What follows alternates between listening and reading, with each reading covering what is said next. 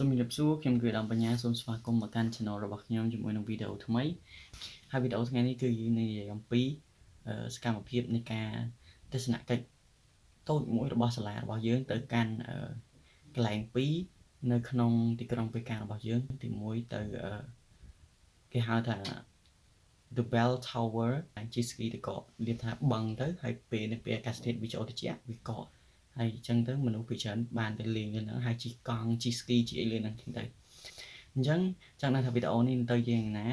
ហើយខ្ញុំបានថតបានខ្លះអញ្ចឹងកុំភ្លេចតាមដានទស្សនាកុំភ្លេចជួយ like share comment subscribe លើ channel របស់ខ្ញុំផងហើយចង់ដឹងថាតើវីដេអូនេះនឹងទៅយ៉ាងណាអញ្ចឹងកុំឲ្យខាតពេល view យើងចូលទៅកាន់វីដេអូនេះទាំងអស់គ្នាតែម្ដង Let's go